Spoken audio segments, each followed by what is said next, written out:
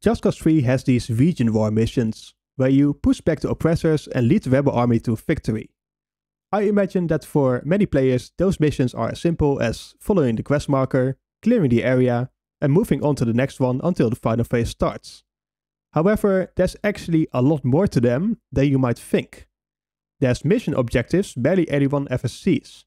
You can have some of the coolest fights in the game. There's hidden mechanics that could help players struggling with liberation. And last but not least, I'll show you a unique type of vehicle that you can't access in any normal way. In case you haven't played the game recently, here's a refresher on what those missions contain.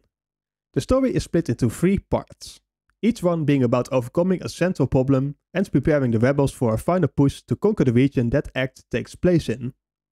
During the 3 penultimate missions, there's an all-out war going on between the rebel and the military factions. Your objective is to help the rebels, for which you are being directed to the most important points of conflict. So here we are at Missile Cowboy, the first of these missions. We help out at Babica by stopping the landing ships, and then we destroy some tanks.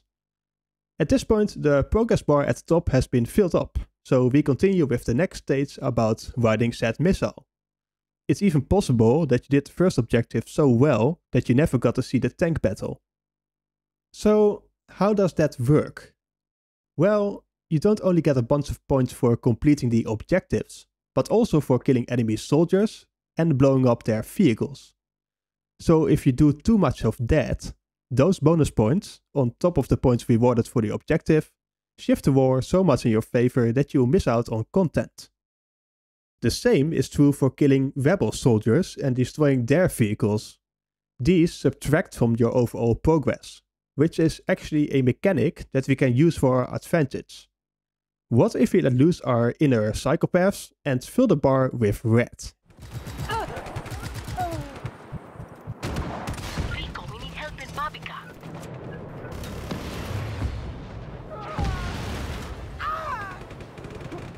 Right, we are now on the verge of losing the war. You don't want that to happen. It just gives you a game over screen and reloads the last checkpoint. Let's make a comeback. We completed the first objective by stopping the landing ships, and we destroyed the tanks at Albedo Pero. We have not yet won the war, so the game gives us a third objective. Rico, there's a squadron of helicopters attacking our rebels at Sancte Lucas. You can also achieve this faster by deliberately failing the previous objectives by leaving the area once the fight triggers. You lose some points, and more importantly, you don't get the bonus points for winning. Keep in mind though that the mechanic of killing your own people will also be useful later on. I doubt many people have seen this third objective, simply because it's so hard to mess up the first 2. Let's have a look. And there we go. After 2 objectives and some questionable behavior, we can now see the third objective. That probably most people have never played. So here we are at the church. On the top you can find some flak cannons. Yeah, sometimes rebels are using them, but oftentimes I find that they are already dead. In which case you can still just steal them and use them. So you can use the flak cannons, or you can just let the rebel deal with them. Unless they die, which they probably will. Yes, there we go. How about we tether you to you, and you to you. Nice. We drop it there. Come on. Come on. Ah, so close. Okay, let's just grab this helicopter. Whoop.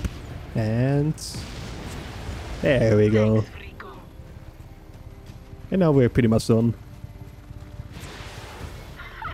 We've got them. We're winning. We're actually winning. Thanks for the help, Rico. Unsurprisingly, the other 2 region wars also have a third objective that's easy to miss. Let's have a look at Tangled Up in Blue, the second mission. Here we start by protecting a plane from incoming DRM trucks filled with soldiers. Because they send so many enemies here, combined with the many fights en route to the next location, it's not unlikely you've never even played that second objective, let alone the third. So here we are at the first objective, and our goal is to defend the plane.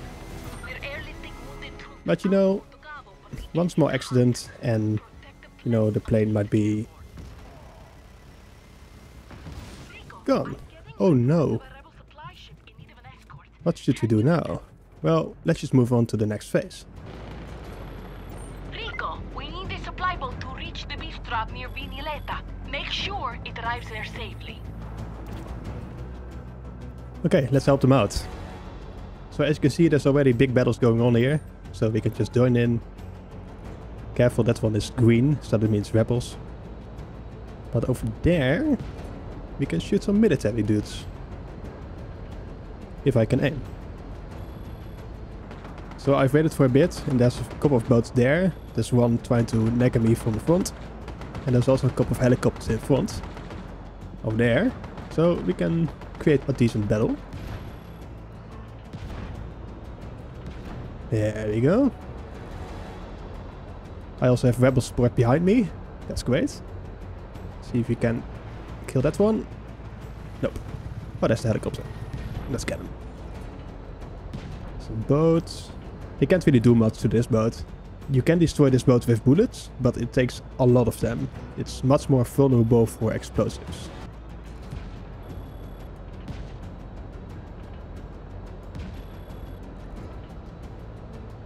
Okay, let's wrap this up.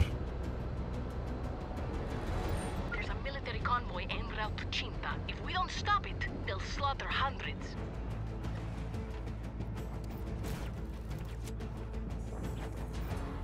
So some of you might have seen the second objective, but I highly doubt that anyone has seen this third one.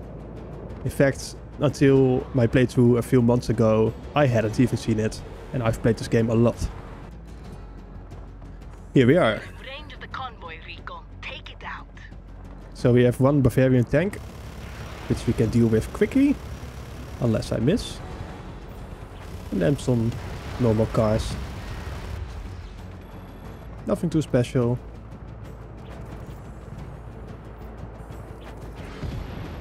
If you want to, you can also steal the tank itself. Only the marker is not on the guy driving it, but on the tank. So at some point we just have to destroy it. Or we can just kill some military and make the bar go blue. This is the final objective, there's no fourth, so it doesn't really matter in this case. But let's just drive it off the cliff. We have disabled the shielding around Kota Drakon. There are 3 generators inside. Take them out. That leaves us with the final mission, the Shatterer of Worlds. At first you take out some of the snipers in the city. It's easy and there's not many to kill, so it doesn't do much for your score. Next, you kill a bunch of troops in the field, with the option to hack SAM sites for reinforcements. It is possible to miss the third objective if you keep hanging around this site, but I'd imagine most people have seen it. Just in case, let me show you. And there we go, we've won the battle, but we haven't won the war. Now, the game suggests we take a jet. You don't have to, but we need to travel 7 kilometers, so why the hell not? Actually, how about instead of the jet we take the cargo plane? If it doesn't crash... I don't know what it's doing, but... yes, there we go. We got it. Now, the only problem is that the next objective is a dogfight. And dogfights are notoriously hard with a cargo plane instead of a jet with missiles. But we will manage, probably. Just ram them or something. Oh, I think it took too long. But the thing about this particular objective is that even though you lost, you can still see the markers above the jets. Which means that you can actually still complete it, even though the game tells you you lost it. Okay, the moment it starts turning, it should hit me.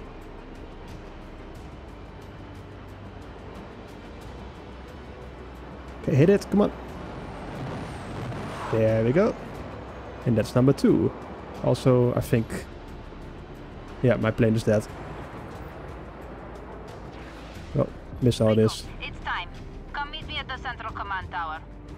See, you can still complete it, even though the game doesn't tell you to. And now you move on to the final stage of the mission. That's it for the scripted gameplay. But there's a lot more to these missions. Rico, the rebels are having trouble. Alessia, she will direct you to the worst fighting. And to this waypoint, Rico, the entire region is a war. She's not wrong.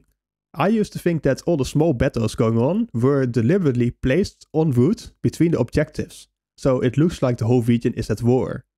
But no, you can actually go anywhere in that region and you'll find fights wherever you go. In most missions, you can still liberate towns or bases, although the UI is replaced. What's often holding you back are the level restrictions. Going too far from the objective will respawn you at the last checkpoint. During the region war missions, those restrictions don't exist. You can even go to other regions, although there's no war going on there. What's peculiar is that, probably due to the many NPCs on the map, it takes much longer for enemies to spawn in at bases than usual. If you struggle with a certain base, you could attempt to liberate it now with less resistance. What also helps is that the enemies are distracted by the rebel soldiers spawning in and around the base, so you should take a lot less damage from them. It's a pretty unique experience to liberate the island with your rebels by your side. The latter is probably one of the most fun aspects of the world state during these missions. During the normal game, you can always pick a fight with someone, get some heat, and start a fun battle. But it's always you against the world. Sure, you can go to a rebel outpost and pick up a truck with some rebels.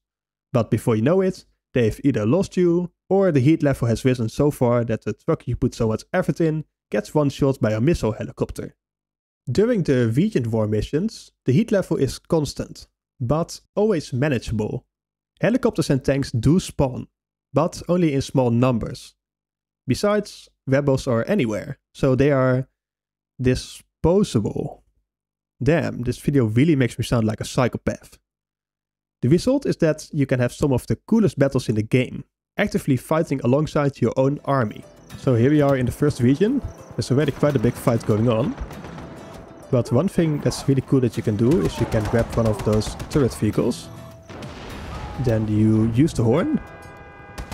And any living rebels will come running up to it. And they will sit in the back seat. There we go. One's in the turret, the rest is in the back. Now you can drive around and they will try to shoot anyone. Both from the turret, but also hanging from the window.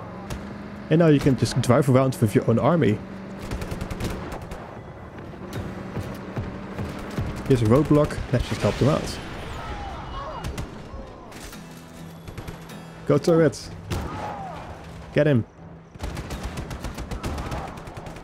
Yes. Come on. That's 2, 3. Nice. We got all of them. Let's go. If you want to, you can just drive around the whole map and basically help out the rebels this way, instead of doing the objectives. Another recommendation is to participate in boat battles. Like right here, you can see a rebel boat fighting some military boats.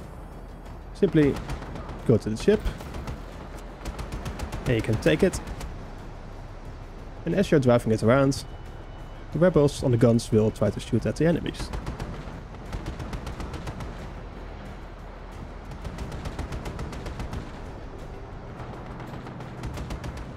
And come on. Nice, good job guys. But there's more. And shoot. No, I think my guy is dead. Yes, let's get another boat in that case. Here's one. Someone is already driving it. So how about we take the gun instead? Now, if you're on a boat, the driver will automatically home in to the closest fight, as long as they are aggravated. Ooh, someone is coming. Yes, they're enemies. Let's go. Please turn the boat around. Please turn it around. Thank you. And there we go.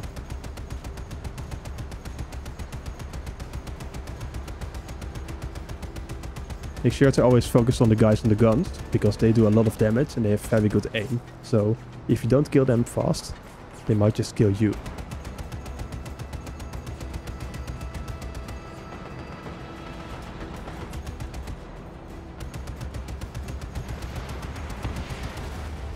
Ooh, got him.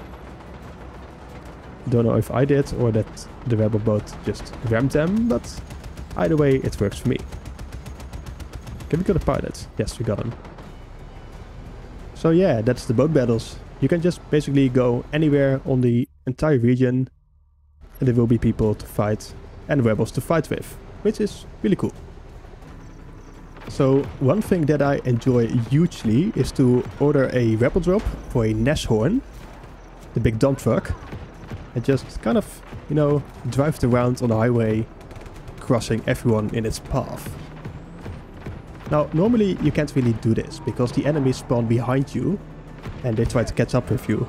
But now they spawn basically everywhere in front of you, so you can just keep on driving. You hit this car, it explodes. You hit this car, it explodes. And so forth. You just drive and drive and drive. And basically everyone that we hit will die. Just be careful with tanks, they do a lot of damage. But otherwise, there's nothing that can hurt us. It's great. I like how he tried to bail. Whoop.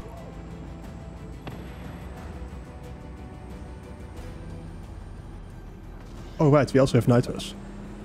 Boop. Ooh, a tank. Bye tank. Bye cars. And yeah, there's some fire, but that's just a flaming enemy. We are fine. Boop. Oh, you survived. Good for you. He didn't.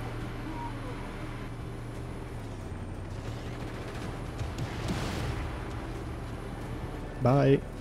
Yeah, this is probably my second favorite thing to do during these missions.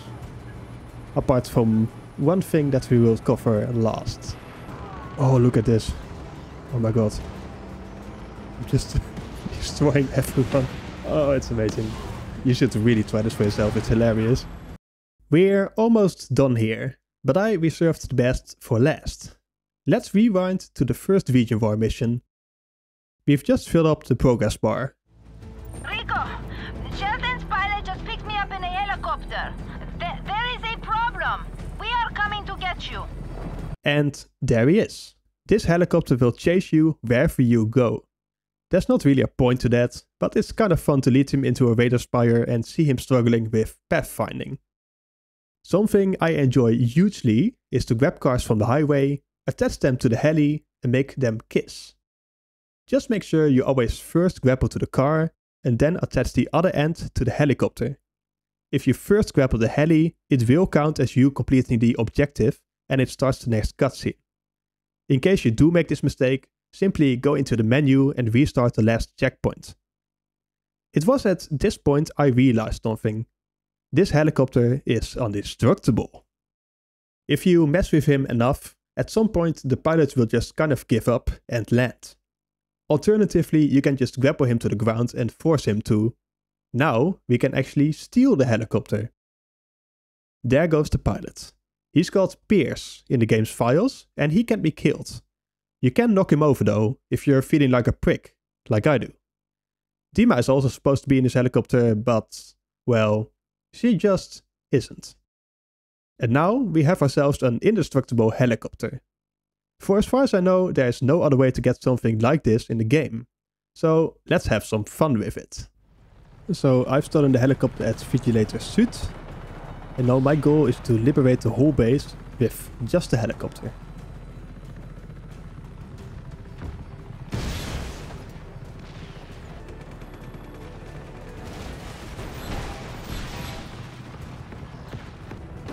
Just give the fuel tank a little boop. There we go. You do have to be a little bit careful, because if you land upside down or you get stuck in a corner, there's a chance that the helicopter kind of gets stuck there. And if the blades don't turn fast enough, it doesn't want to take off anymore.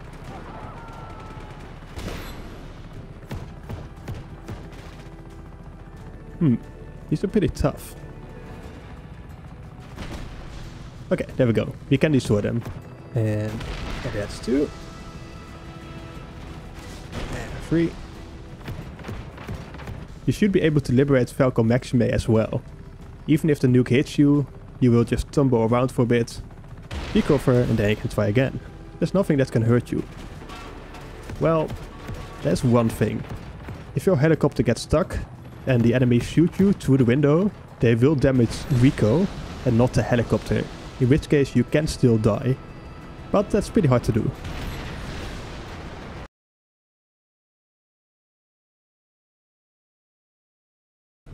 You can also use this to liberate towns. Simply ram into the speaker, and it's destroyed. Ram into the statue, and he lost his head. It might even be easier than just doing it normally, because there's less risk of dying. Boop. And boop. So basically, if you want to, you can just go over the whole map and liberate every town and every base with just this helicopter. One final warning. Do not press the button to go into stunt position. In my case, I play on keyboard, so that's spacebar. Doing so will count as completing the objective and starts the next cutscene. If you want to leave the helicopter, you must always put it down on the ground. And that's about all there is to it. If you liked what you saw, go boot up the game and experiment with these missions. Perhaps you'll even find something that I missed. But for now, thank you for watching, and I'll see you later.